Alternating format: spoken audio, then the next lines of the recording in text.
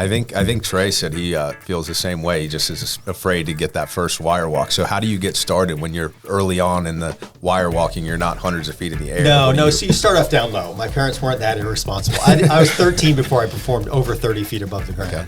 But start off down low. And really it's a playground in my parents' backyard is what it was.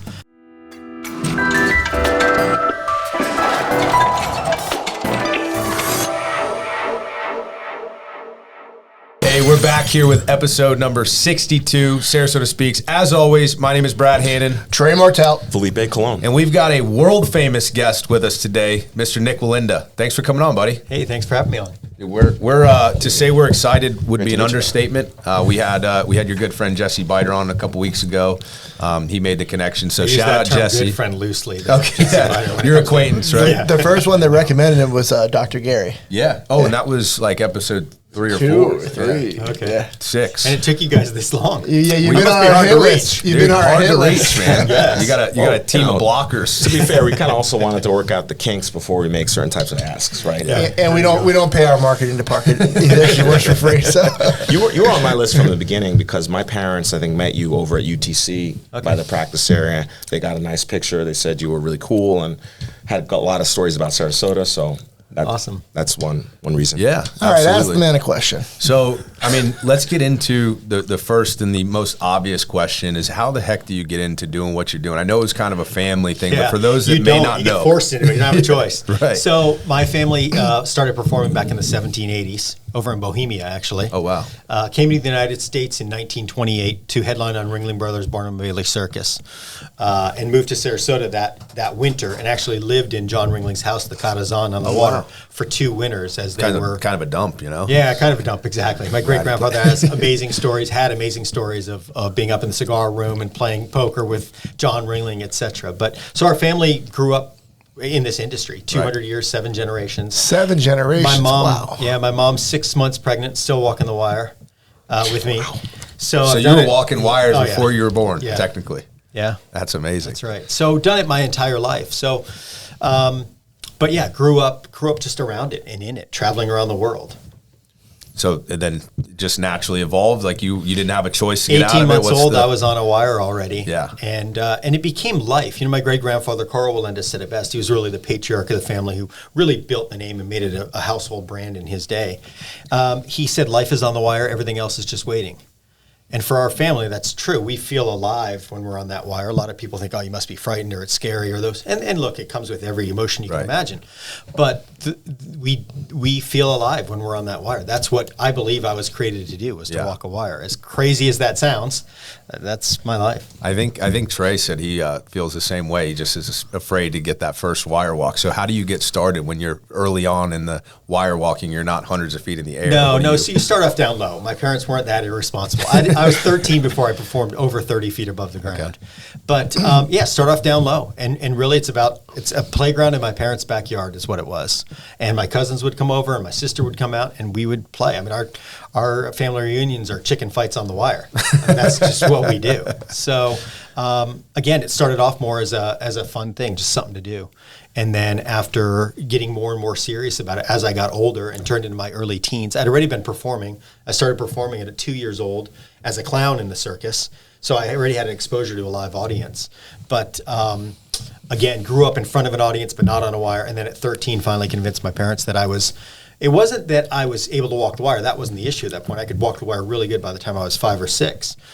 It was convincing them that I was mentally prepared, that I took it serious enough. Right. Because when you do something your entire life, it's one of the dangers now, complacency. It's just what you do. Would it be fair to say that the wire performers were kind of more towards the pinnacle of circus performers in that day, meaning like people aspired and looked up to those folks? Yeah, I mean, I think there was always a mutual respect for everybody in the industry because everybody has their own way they go, whether it be a juggler or a flying trapeze artist or whatever. Wire walking, if you ask most people in our industry, it's one of the scariest things you can do. Flying trapeze can be intimidating, but you always have a net. Wire walking, we don't ever use nets other than, when I'm forced by, the person that's contracting me. Yeah, that's what I was going to ask too. With the wire walking, you start out when you're up high, probably with a net still or a harness. No, believe it or not, we don't. So we train very, very hard for every worst case scenario down low. So, for example, I walked across the Grand Canyon, 48-mile-an-hour gusts of wind, 1,500 feet up, no safety devices whatsoever.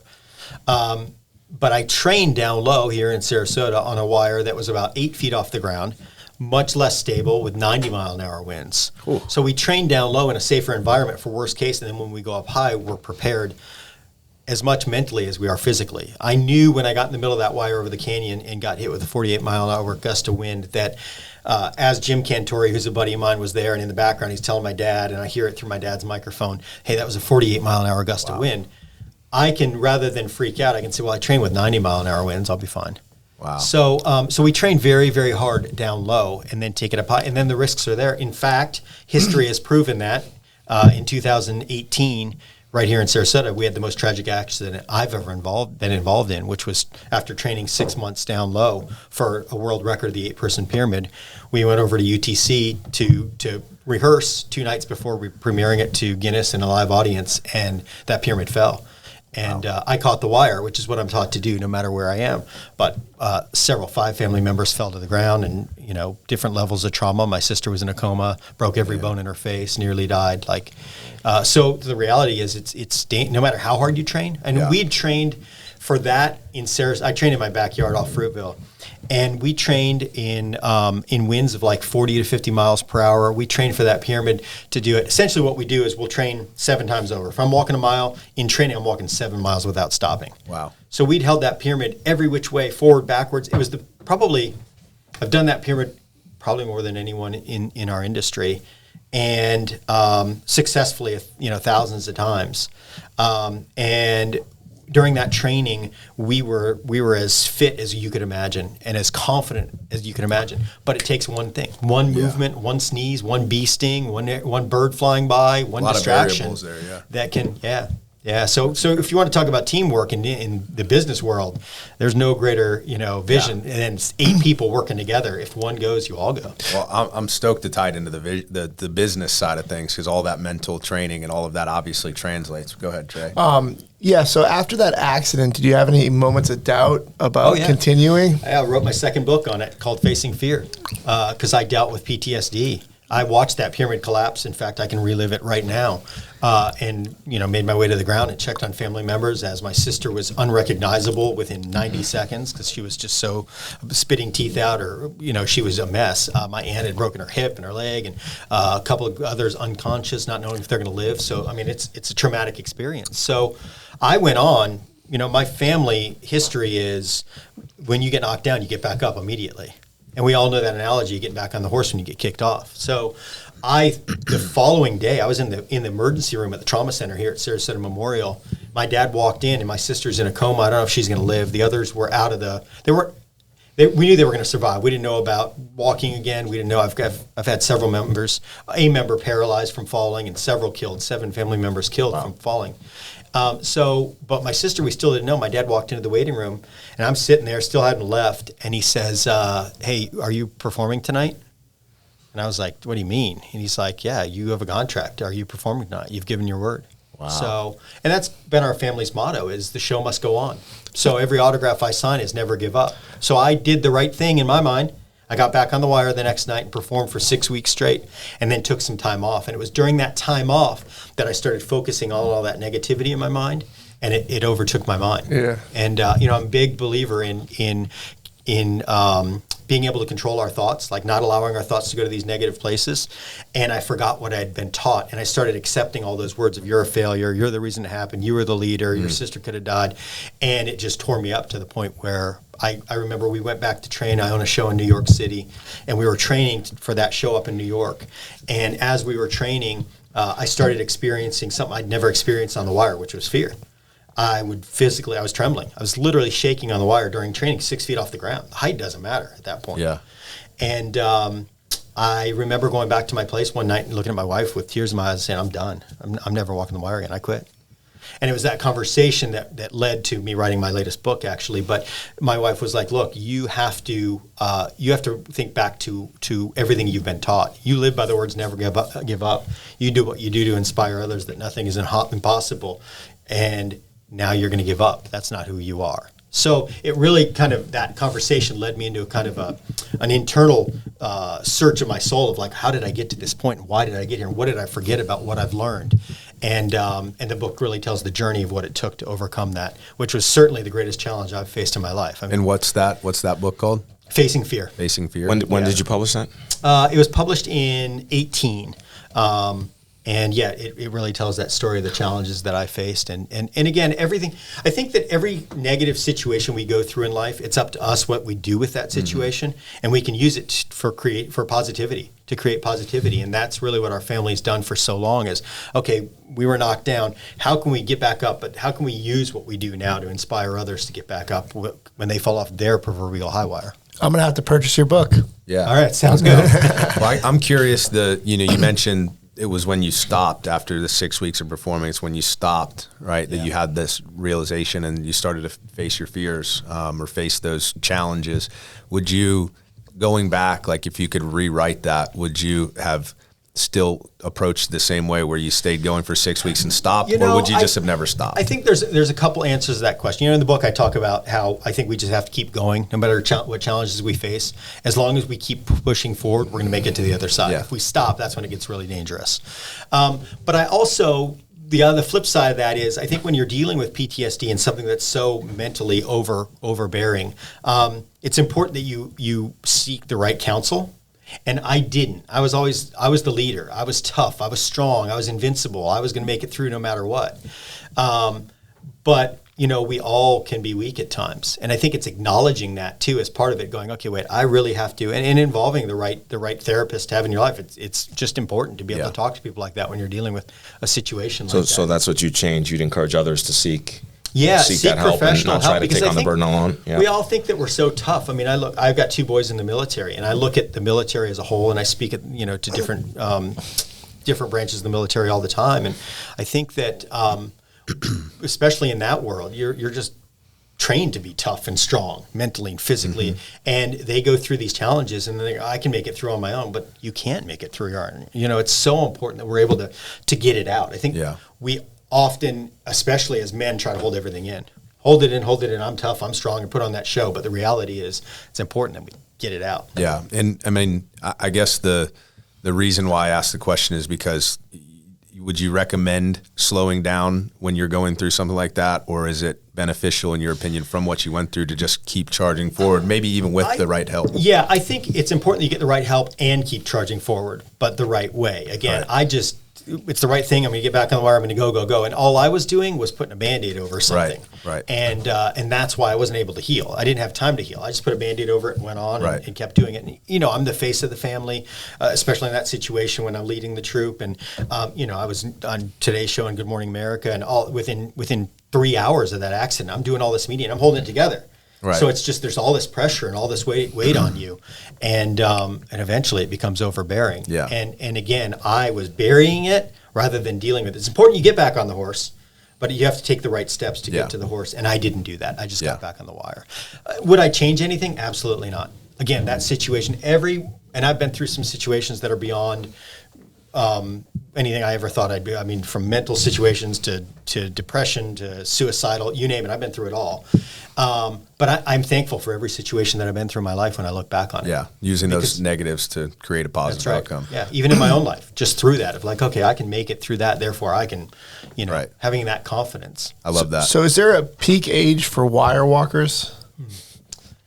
That's a good question. I don't know if there's a peak age. I think that one of the challenges of what we do is we're passionate about it. And I talked about life on the wire, everything else is just waiting. My great-grandfather, 73 years old, fell to his death because he was doing what he loved. It's hard to tell Michael Jordan to stop playing basketball. That's his sport. That's his love. It's golf his hobby. now, but I was to say, or Tiger Woods stop playing golf, whatever. Yeah. But the reality is, when it's your passion, it's hard to stop. My mom last year, 71, performed here in Sarasota at our show. 70 years old. She had her hip replaced. 3 months later, she walked between the Hard Rock Towers in Tampa with me. Now, do you try to talk her out of that, or do you encourage her?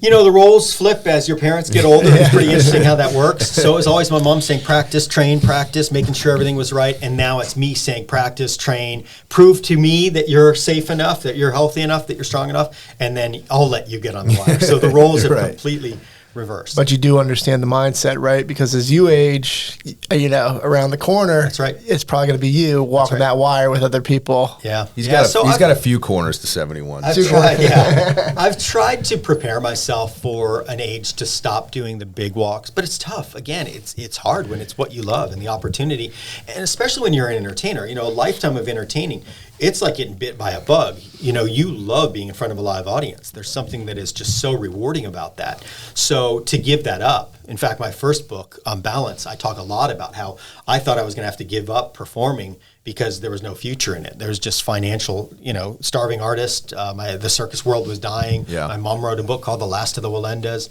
It was a real struggle. We can talk about that on the business side a bit, but the struggles of carrying on an industry that's dying. And you're passionate about it, but you think you're going to have to give it up. Yeah, no. So how were you able to do that? I'm assuming through some motivational speaking and things of that nature. To carry on so I started working. I started working on my parents' act. Again, performing at a young age, but 13 years old in the wire. But we would only go out in the summers or whenever there was a season. But I'd be in school. I went to a private school, the Tabernacle on DeSoto Road. I went to Tabernacle. Did you really? Look at that. That's funny. All right, keep it up. So I went to the Tab and started working. I started homeschooling at 15 because we were touring a bit more, and the school just wouldn't work with us anymore because I was gone so much. But then kind of the season ended, and then we had no more work. So I started working as a busboy at First Watch downtown here. Nice. At 15. And actually worked there until I was 22. I was a general manager when I was 22. So I worked my way up every single, just because I believe no matter what I do the best to my ability, and I just climb the ranks quick.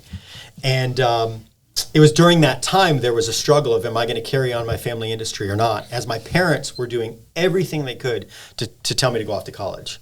Don't carry it on, go off to college. So at 18, my dad's phone rang, and it was my uncle, and he asked if my dad wanted to be a part of going to Detroit, Michigan to create the 7-person pyramid for the first time since it fell. So in 1962, my family was performing there, and that pyramid collapsed. 2 of my uncles were killed, and 1 was paralyzed. And it was only done once after that. There was a movie created for ABC called The Great Wallendas. And it was actually filmed in Robarts Arena here at the fairgrounds. And they did it. They recreated it for that, but just once, and it was just in that setting. So I remember hearing that phone conversation. I was about to go off to college. I was actually going to go to Southeastern Bible College. Okay. And I heard that conversation. I said, Dad, I want to be a part of this. And my dad's like, no, you need to go to school. You're ready to accept. That's what you're doing. You have your direction. Go for it. Because they didn't want me to struggle. And I remember a lot of discussions with my parents, finally convincing them to allow me to go. So we trained for 6 months, went to Detroit. And when we got there, I thought it was going to be like my last big wire walk, and then I was going to go off to a different profession. And it was media like around the world. I mean, it was, and I was 18, so I was just eating it up. I mean, everything from Entertainment Tonight to Larry King Live to those are big throwbacks. Those are shows that are not on anymore. I don't know if Entertainment Tonight is. Hard Copy. That was one. There you go. So there's so many of them, but they were all there, and I remember that. Seeing that and thinking, if our industry is dying, why is there so much interest in what we're doing? Yeah. So there was kind of a switch that went off, and it was, my industry isn't dying. Our industry isn't dying. It's just changing, and we've got to do big, exciting events. So I remember coming back to Sarasota and saying, Mom and Dad, I'm not going to college. And they're like, yeah, you are. And I'm like, no, I want to carry this on. And they're like, you're going to starve. You can't do it. And it's just not the way to go. And so I went back to First Watch and worked for 3 more years as I pursued performing. And I remember being the street behind, right off Main Street behind First Watch, sitting out there, getting a phone call from an agent in Japan. What I did is I saved my money that I was making from First Watch, and I started creating all of this marketing material and sending it to agents around the world. I got a phone call from an agent in Japan and saying, hey, we want you to come over to Japan and perform, and we want you to break a world record. And I'm like, great, this is a good opportunity to make headlines, and we'll build the brand, and we'll be able to continue to carry this. I don't have to work in the restaurant anymore. So I go home, I tell my dad, hey, we're going to Japan, and we're going to do the 8-person pyramid on the wire. And he's like, you're out of your mind. That's not worth it. We can't do it. It's too dangerous. So I was like, no, we're gonna do it. So we started training. And 6 months later, we go to Japan, break the world record, headlines all over the place, Guinness World Record book, first page in, double fold. And I'm like, okay, we got it. I go back and I work at the restaurant for 3 more years. Wow.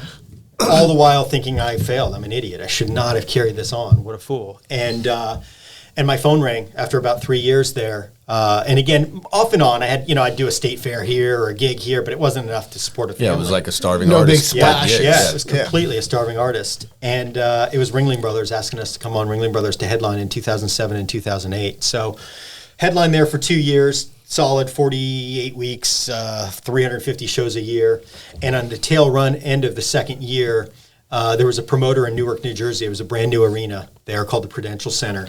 And she said, look, we need to do something big because we want everybody to know that we're coming to this brand new arena. Will you do something for us? And I said, yeah, I want to break a couple world records. And I said, I'll get the Today Show to come and cover it. She's like, well, that's really hard. You're not going to get them to cover it. So it ended up being 3 days live on the Today Show, the longest segment in the history of the Today Show live without a commercial break, where I broke 2 world records, riding a bicycle on a wire between a crane and the top of the Prudential Center, about 135 feet up, 250 feet across, 2 world records. And then got to the other side, and Kerry Sanders was the correspondent at that time. And he said, what's next, Nick? And I said, I'm going to walk across the Grand Canyon. And at that point, our phone started ringing. My manager's phone started ringing. I'd signed with managers. And it was a bunch of networks saying, hey, we want you to come on our network and do this. And promote it. So I signed a deal with NBC for my first TV special. So was there like a bidding war between the networks? It wasn't at that point, no. I wish it was. But essentially it came down to NBC making an offer. We accepted it, and I signed the deal. Told everybody in the world, because this was huge for our family. This was it. Okay, Mom and Dad, I proved you wrong. I'm going to carry this on. I'm not starving anymore. And 2 months before we had announced the date, purchased the wire, locked in the location, everything done, I get a phone call from my managers, and they're like, we have horrible news. And I'm like, what do you mean? They said, well, the new president of specials at NBC just called me and said he's not going to air this. It's too dangerous. Oh, man. Not on his watch. And I'm like, what do you mean? Well, the president that was there got fired, and the new one, this is what he's saying. And so again, talk about the wind being taken out of your sails. Kidding. I'm like, oh my God, I thought this was it. I felt like a fool because everybody's like, yeah, right, you're full of crap. You're not going to, you didn't have a TV special. It'd never been done in our industry, in the history of our industry. Well, you probably also had to get some pretty crazy approvals to walk across the Grand Canyon because of the tribal land and stuff. There were quite a few approvals. So, I mean, that's... But so we went through all that process. A long story short, I remember coming back to Sarasota and being extremely depressed. Like, oh my God, what am I going to do? And about 2 weeks in, Orange County Choppers was a big show, and there were just a bunch of reality TV shows. I called my managers. I'm like, you know what? Let's film a TV series. Let's do a reality TV series, and I'll break a bunch of world records. And so we went and pitched it around all the networks. Sounds easy enough. Yeah. And the Discovery Channel picked it up. So these stories are almost unbelievable. So we filmed 6 episodes. I break 6 Guinness World Records, doing things no one in the world had ever done, like hanging by my teeth under a helicopter without any safety devices, and lighting myself on fire, going down a zip line at 65 miles per hour. You got beyond the wire. I did. A little bit. So, the CEO of Discovery likes to party a little bit more than the guy at NBC, huh? That's right. Well, listen to this. So we filmed 6 episodes. I fly to New York City, Today Show, announcing, hey, tonight, tune into Discovery Channel. My series is starting. Don't miss it. They air episode 1, have a big party, all my friends, family there. The next morning, my managers call, and they say, we have horrible news. And I'm like, what do you mean you have horrible news? Well, there's a new president at Discovery Channel, and she doesn't feel like this fits our network, so we're pulling all the rest of your series. So I'm like, oh my God, like what is going on? My parents were right. I'm an idiot. Why did I do this? I'm putting myself through hell and risked my life so many times for nothing. Lit myself on fire. Yeah, you name it. So we about fast forward a couple months, and I'm like, I told my managers, I said, one of the challenges with the Grand Canyon was there was no infrastructure around it. It's the Grand Canyon. So in order to create sponsorship opportunities, it was nearly impossible. Because people are like, well, our brands aren't there. But I knew the story of Niagara Falls and funambulist wire walkers in Niagara Falls. No one had walked over the gorge within over 100 years. And there was a law preventing it. I knew there was a lot of infrastructure in the area. So I knew that there were hotels and businesses, casinos that would sponsor an event. So I told my managers, I said, let's go start trying to get permission to walk across Niagara Falls. And this story can go on and on. But a long story short, I had to change a law that was 100 years old in the United States, one in Canada as well. U.S. said yes, Canada said no, had to go back and forth. Finally got Canada to give me permission. And then live on ABC, about a year and a half after my special was pulled off the air, I walked over Niagara Falls to record-breaking TV ratings. Goodness live gracious. on ABC. And the next day... Take that, NBC. The and next Discovery. day, the president of Discovery that took my series off the air called and said, our owner... Mr. Hendricks called her while I was walking and said, do whatever it takes to get this man back on our network. So, wow. And then the rest is history. So, and my bills are paid now. Hey, we're having a blast here getting to know Nik Wallenda and all his amazing stunts. If you want to get to know him a little bit more, stay tuned for rapid fire questions fueled by food and beer. I'm Nik Wallenda, Daredevil, entertainer, entrepreneur, and this is Rapid Fire. 10 random questions, 10 specific answers, nothing off limit. This is Rapid Fire, fueled by food and beer.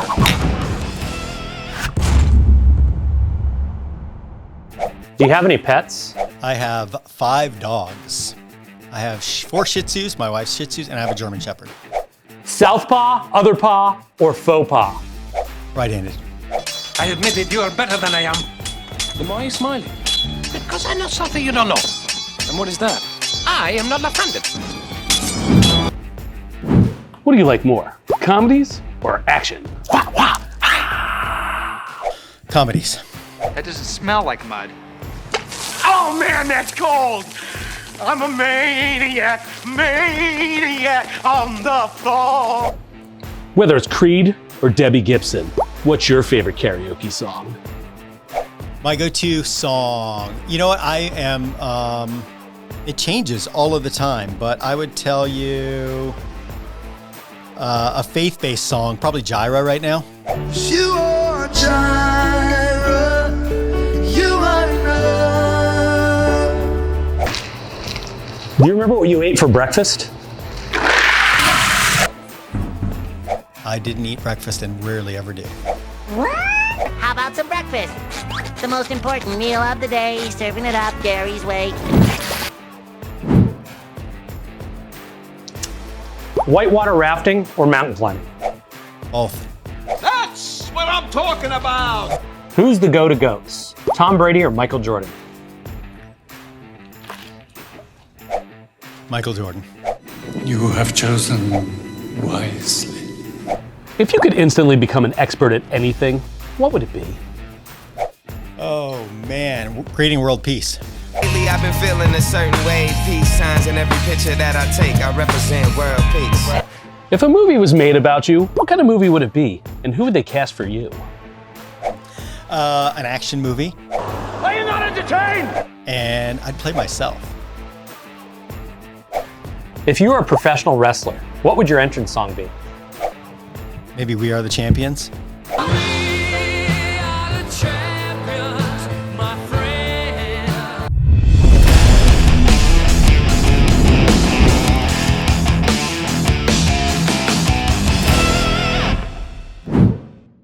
So one of the things I like about, well, all how your stories tie together is, you know, people probably see you on TV doing these major stunts and, you know, on the Today Show and all these things, and they figure, wow, this guy's just, he comes from this family, he's this overnight success, you know, from a long line of these folks doing the same thing. But that's not the case, really. You've had to face so much adversity and really kind of carve out your own path, all while doing it, while having another job.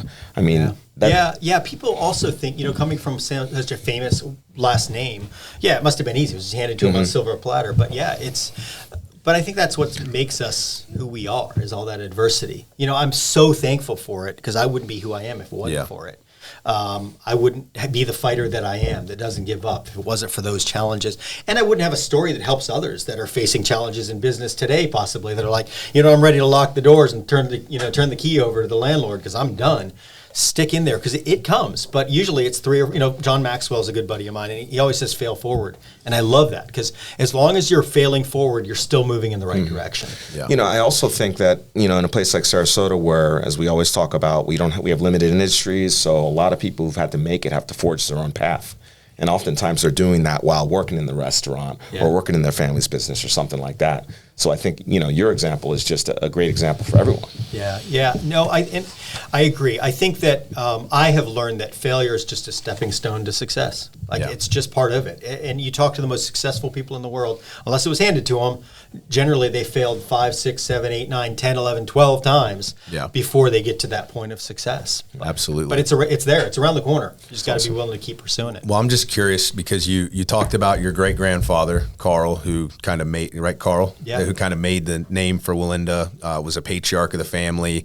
It sounds like he probably had a lot of success in his day in his own right. Was he more tied in with the circus, or what? Like, how does that evolve? Yeah, he was a superstar. Back in the heyday, circus was the form of entertainment. Right. We didn't have what we have now with cell phones and the TV on demand, all of this stuff. Right. So, it was the only form of entertainment when it started. In fact, you would go to bed one night and you wake up the next day and there was a portable arena in the form of a big top set up in your backyard, and you took your horse and buggy to go see, because you didn't have cars back then, to see the circus. Right. So it was the real deal. So my great-grandfather was a star. Evil Knievel and Bob Hope, and I mean these were all people that were close friends with him.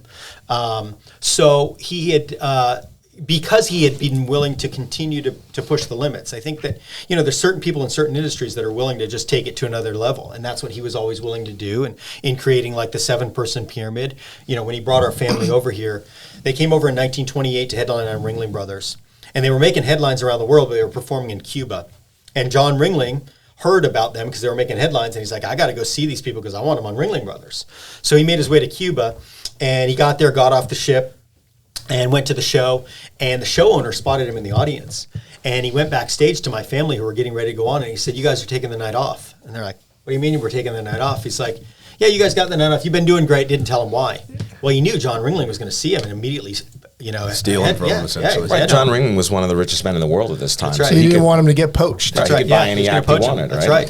So he gave him the night off. Well, John Ringling was smart, and he got back in the next day. He snuck in and saw my family perform and immediately signed him. In the movie. So they come over. Yeah, exactly. That's amazing. So they come over to the United States. First performance in Madison Square Garden, the old garden in the city, New York City. And this is under the John Ringling name at this point? Mm-hmm. Yeah, okay. Ringling Brothers Circus.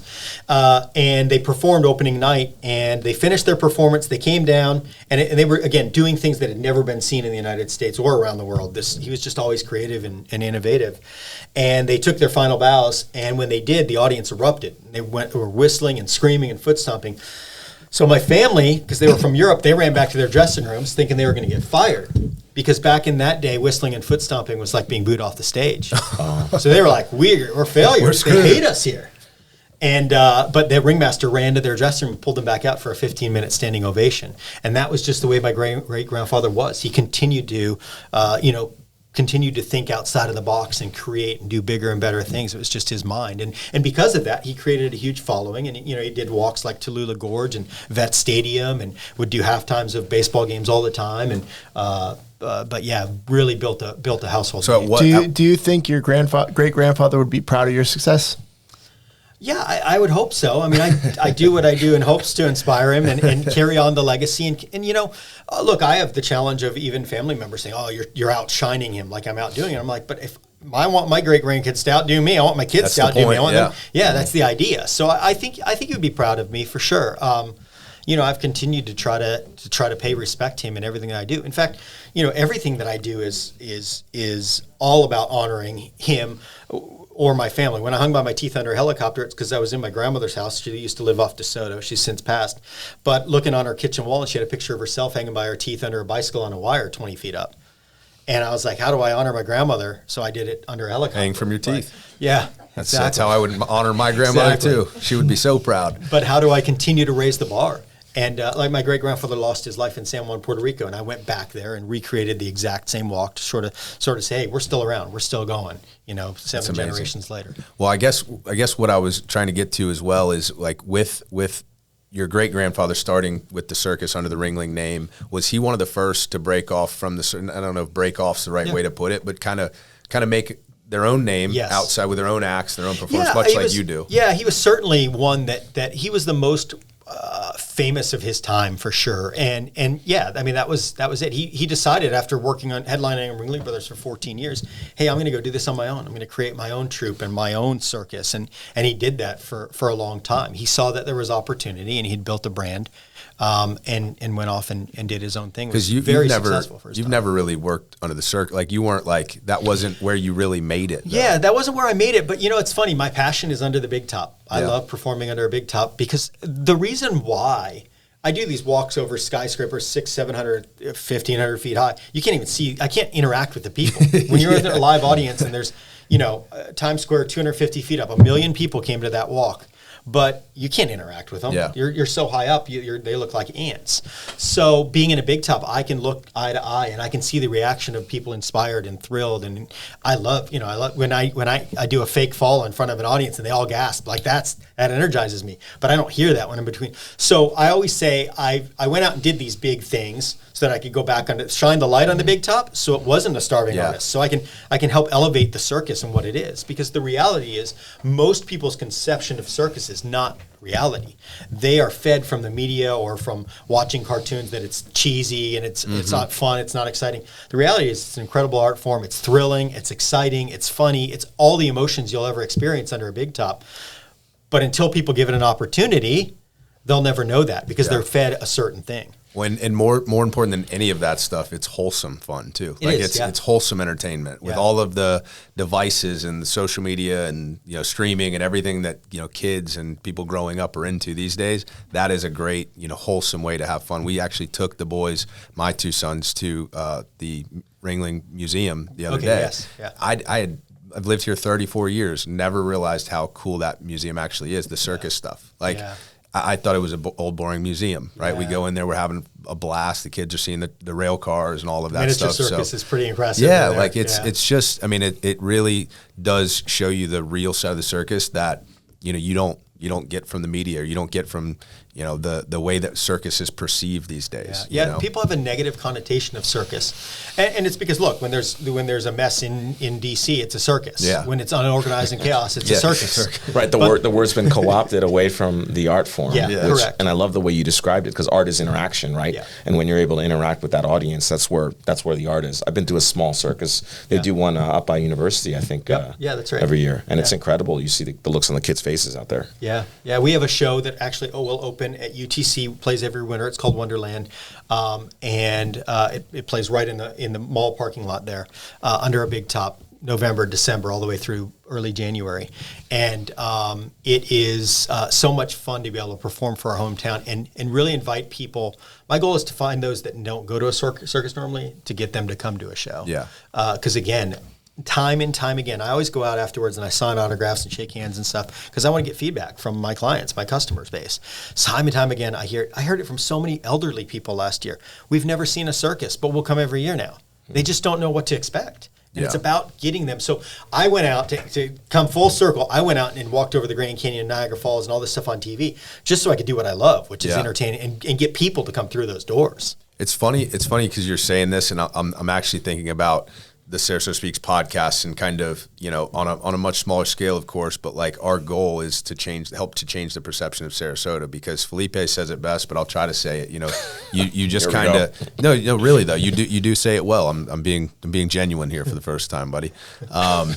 But it's the perception of Sarasota is maybe it's an old, sleepy kind of retirement town, but when you really know the people that make up the town, and especially people like yourself, you realize like the perception of Sarasota is off, right? And Sarasota SpeaX is just hoping to kind of help to shed a light on that a little bit. So building a platform to turn that back on, I think, the city and the county that we love so much. And I think you agree, but I think that people that haven't grown up here or spent a significant amount of time here, I think we can all say, like, don't really know quite what it is that makes us love it so much. Maybe it's the arts community, maybe it's the beaches, the palm trees, the weather, I don't know.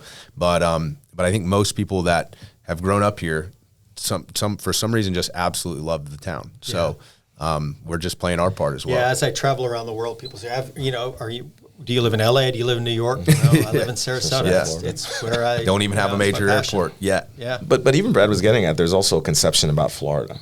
You know what I mean? Yeah. That is, the people think we don't have our own culture down here. Yeah. And one of the things I love so much about your story and your family's story, that you are part of that organically developed culture that is specific to this area and even the state generally. I mean, how many people can say they have a circus tradition in their hometown? Well, and I think that is one of the things that attributes, and we don't get credit as an industry, as a circus is not much for, but the arts are so rich in Sarasota because of the culture that was brought in by the circus. You know, John Ringling would bring in artists from around the world, and they would winter here in Sarasota. It's just where they would rehearse, down in Venice. So they were all brought to this area, and eventually they bought property here, and it created so much amazing culture in this area. I love it. Well, kind of want to switch gears here to the business side of things, and we don't have to go necessarily through the whole circus and how all the contracts and all that stuff work, but just generally speaking, I mean, we did have Jesse on a couple of weeks ago. He mentioned you guys are partnering kind of a new venture and whatnot, and it's very obvious that someone that's failed in something like tightrope walking, or failed in even getting that up in the beginning and just had that kind of adversity. There's lessons in there that certainly translate to business. So kind of switching gears to the business side of things, what are you working on today? How much can you share about it? And how much can you attribute to, the mental fortitude that you developed over the wire?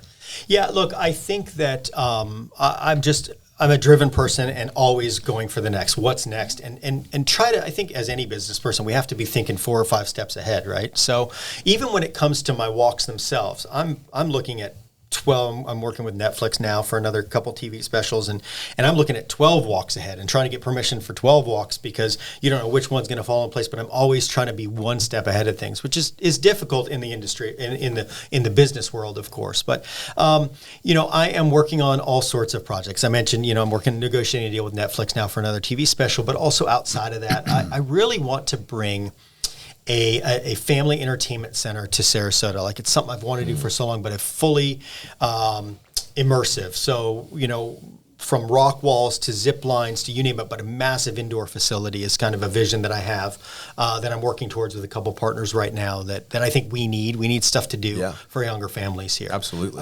Especially when it's raining outside and they're like, where do you go? So the movies. Yeah, exactly. Right, the answer is not always the movies or the beach, right? Yeah, we need other things too. Yeah, correct. Yeah. So I'm working on that as well. And then, obviously one of my passions, circus. So I just ordered a new big top from Europe 2 weeks ago that's coming next year that we'll take to different areas. I'm working on a show in Niagara Falls and a similar entertainment complex in Niagara Falls as well. Most of it is surrounding entertainment or family entertainment, what I do, but not all of it. I mean, again, my venture with Jesse has nothing to do with the entertainment world, but I love kind of dabbling in all sorts of stuff. I'm heavily invested in real estate as well locally, and so yeah, I've got my hands in all sorts of things. But I think again, I mentioned it earlier, but the secret to success in business is to never give up. You can be successful in anything, and that's what I love about the United States of America. You can make money doing what we're doing right now. Yeah. The reality is you can make money doing anything. It doesn't matter, but you need to be passionate about it, driven to do it, driven towards success, and just not give up, and you will be successful. And I don't care what it is. I tell people all the time, I don't care if you're 65 and you want to climb Mount Everest. If you have your mind focused on it and don't give up, I believe in you. I believe you'll be able to climb Mount Everest. I think that seems like a cakewalk now compared to all the stuff you've done. They got paths and ropes and stuff getting up Everest these days. So that's true. But again, I think that you have to have thick skin if you're a business person, and that's one of the things that my world has taught me. And against all odds, and I've been blessed beyond my wildest dreams and put on a platform beyond anyone else in my industry. But a lot of that is attributed to just not giving up. I told that story earlier. There were so many times where I should have given up, probably. I should have. Yeah. I could have. I should have, but I didn't, and I kept going. And because of that, it has brought me to an amazing life. I think sometimes when you look back at what your parents were doing with pushing you out to school and things like that, sometimes there may be strategy there as well. Like, let's see how bad he really wants to do this. Like, he's got to really want it, because we're going to push him the other direction. And if he really wants to, he's going to end up doing it. But for now, we're going to try to go the safe route. Yeah. And so that obviously probably played a huge role into your success and your determination and finally making that name again. I'm curious to know, from the kind of like, I'm just picturing like the Wallenda family, right? You got like the apex with your great grandfather who kind of headlined Ringling. Yep. And then there was probably kind of from what he was doing to kind of a slow decline based on the industry as a whole. Yep. And then it gets to you and it's like down here and then you're kind of climbing it back up. Where do you feel that drop off? Like, where do you feel that came into effect, and where did you pick it up? In other words, like, what's the big difference maker? I think that we see that a lot in a lot of industries. I think you see a very successful family member and then a couple generations that ride that wave, and then all of a sudden the next generation's hungry again. Yeah. We see that again. It's not just in my world, in my life. We have a worse saying that I won't repeat in my industry about this, but let's just say there are trends about what happens to the... You don't have to say it about his family, but just in general. Now we're all curious what the expression the first generation makes it, blows it, spends it. No, the first generation sows it. The second generation grows it. The third generation blows it. Yeah, and that's unfortunately we see that all the time. Yeah. Oh wow, that was so. Never heard of it. Yeah, that's awesome. Yeah. Anyways. No, but that's no, but it's you asked true. for it. There's not any curse words. Sorry to disappoint you, Trey. It's true. I think that happens in every industry, and it comes with hunger, right? So I was just hungry, and I knew that there was opportunity. I was able to look around, and I think a lot of it is with who you surround yourself with. I surrounded myself from a younger age with people that were successful and business people, not in my industry, but because there weren't any really. I mean, that's not true. There weren't, but people who you knew here in town. Yeah. I mean, I think that's another great thing about Sarasota. There's a lot of very successful people, whether they're working or retired here, that you can kind of network with. That's right. Yeah. And again, you can judge a man by his friends. Surround yourself with the right people, and they'll continue to pull you up.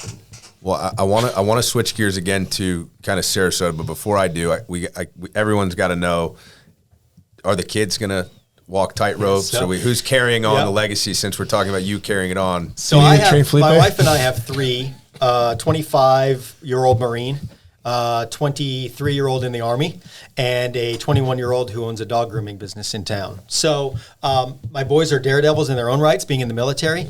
They are, all three of them are amazing wire walkers, and they've talked about, especially my middle son who's in the Army, married, and actually we have our first granddaughter. But Congrats. Thanks. Yeah. But he's talked about maybe getting involved a little bit. But I have a nephew that actually attends Sailor Circus here in town that loves it, that I could see carrying on the industry. You know, as a parent, you want your kids to be happy with whatever direction they choose in life. Yeah. And I've told my kids, I don't care if you work at McDonald's or if you're president of the United States, as long as you work hard enough, as long as your goal is to own the McDonald's one day, go start working at McDonald's. Right. But make sure your goal is right. Right. And you have a right focus and that you set goals for yourself. Right. So, maximize your potential. Yeah, that's right. And happiness, hopefully. That's right. Yeah. And never give up. Never give up. Right. That's the main one. So you've been. You know what else never gives up? Dominator Law. So Dominator Law and Trey Martell want to know: do you love or hate roundabouts? Do I love or hate roundabouts? I actually like them. I spent a lot of time in Europe, so I'm used to them. So they don't bug me at all. But I think I dislike them because people don't know how to use them here. But in Europe, I love them. Yeah, I think that's one of our goals too with Sarasota SpeaX is to kind of just shed light on how to use them. So as someone that's well traveled and gone to Europe, don't look at the screen, you'll get memorized. What's the best way to handle the roundabouts? To not stop. To never give up. That's right. I was trying to never give up. Never give up. Just enter enter that friggin' roundabout. People just need to learn how to freaking use This is the most famous roundabout in town right here. This is Jesse's roundabout. I was going to say, that's Jesse's roundabout right there, which has an accident every 3 days or something. It's crazy. It's crazy. Yeah, so I love them because I love the traffic flow that they create. However, I hate them because, unfortunately, the people that live here generally don't know how to use them. I also think there's something to be said about people that live here part-time, so they don't live here full-time. I feel like if it was they work better in communities where the residents are used to them. Used to it, correct. Yeah. And it is becoming more popular around the country. It's not just Sarasota that's putting these in everywhere. Yeah. So they will get better with time. I think they do help traffic flow. Look at no one can stop looking at when people look when you look over, you're like, oh man. Well, I mean, I think about when I visit my grandparents. They live in Tewksbury, Massachusetts. And when I drive on their roads, they don't have like the turn lane. You just stop and everybody waits behind you. to make a left turn. Yeah. So there's differences in when you drive on different Sure. roads, you feel less comfortable. Sure. And I would say out of all the states in the country, Florida has the most people probably from other places. Yeah. Right. So we're bringing all of our bad driving from all over the country right to our little backyard here. Plopping it all on Jesse's roundabout.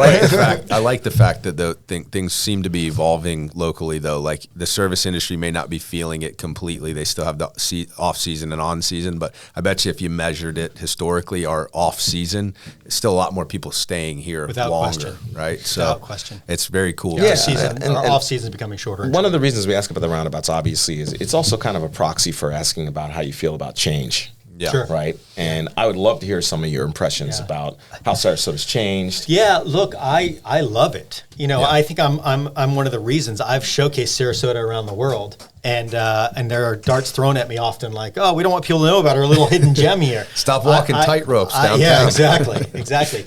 But I enjoy, I love change. I think it's so important. I think that we need to continue to change and continue to grow and continue to bring innovation and creation and industry to this area. And I think it will continue to. We have to, for the service side of work, we have to have more industry. Yeah. More And opportunity. you know, and for people's kids to be able to stay here, right? Yeah. Because they need to be able to have opportunities. And, That's right. You know, if we don't build them, they won't have them. That's right. So Yeah, as I'm, someone- I'm all about growth. As someone that's spent as much time here as you have, what are your favorite spots to visit? Favorite restaurants? Favorite areas of town? Yeah, look, I love the UTC area. It's just, I can't talk about change. It's changed completely. Yeah, no kidding. St. Armands, I spent a decent amount of time on St. Armands. St. Armands Circle was built by John Ringling for his wife because she used to always go to West Palm and go shopping. So he built the circle. The reason why it's a circle, and even these circles are meaningful to us, is the circus ring is a circle. And that's why John Ringling built St. Armands Circle, was it was created on. Wow. And people don't realize that have lived here their entire lives. The center of that circle, there's plaques. It's the Circus Ring of Fame that's nationally recognized. It's actually recognized around the world. If you're, the greatest of the greats are on there, and there's bronze plaques all around the middle of the St. Armands Circle. Did you know that, honoring Felipe? these I did performers. not know that. I didn't know this. I know Trey That's didn't know pretty cool. it, but Do you have a plaque? I do. Yeah, I just Rock got and one. roll. Yeah. where would your Congratulations. plaque be in relation to Oh, the goodness. circle? It would be southeast. Give us a restaurant. side. What's it across from? Man, what's there now? There was a maybe. What is the ice cream place that's over there? Ben and Jerry's. Ben and is over Jerry's? there. I'll Okay. send my executive assistant out there to take a picture of There you it. go. We'll have Sounds to good. get- we'll have But yeah, to get- I spent a decent amount of time out there. But I like to explore Looking at your all of plaque or what? Sarasota. No, I haven't seen that. He's like, honey, since come on, let's go back out and St. Armands. Hey, Look where at do you my like it to plaque. hang out around town? In front of my plaque.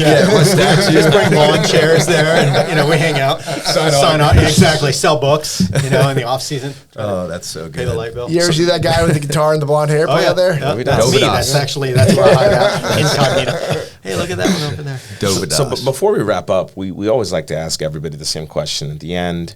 You've just been on Sarasota SpeaX podcast. You see what we do here. You see what we're trying to do here. We want to introduce interesting people with great stories to the community who they may or may not know, or may not know as well as they've just gotten to know you. Do you have any recommendations for people who Sarasota needs to meet? Sarasota. Maybe under the radar, they could be high profile as well. Somebody who He we gets don't know it, guys. who- He gets it. Yeah. So He gets it. look, I have a friend that is the most exciting, fun, creative entrepreneur you can imagine, named Lonnie Bohr, and I think you guys would have a blast with him. He owns a business called Mowers Inc. in town. Oh, Actually, yeah. but He's been recommended before, wait a- actually. Yeah. I ran into him at a party. He lives up in Paris, right? No, he lives out east on Fruitville. But he's got like a YouTube channel, or He does, No, I'm that's thinking of a someone different guy. else. Yeah, That's what you're someone thinking of. else. Cut that. Yeah. worth a shot. I could play along, but it's not the No, same guy. Lonnie, he owns Different guy. Mowers Inc. on Correct, Clark, yeah, the big, yeah. like literally the only place But to buy mowers. he's fun and innovative and creative and thinks outside of his industry. Like he's doing some big stuff right now that yeah. within and outside of his industry. But yeah, I've he's met him a few extremely times, heard great things about him too. So that's a great of fun. recommendation. Well, again, thank you so much for coming on, for making the Absolutely. time. Thank you. He went from Johnny Knoxville's podcast to Sarasota SpeaX. That's so it. Here I am. We've made it. We've made it, Now I've made it. Sarasota. Hilarious.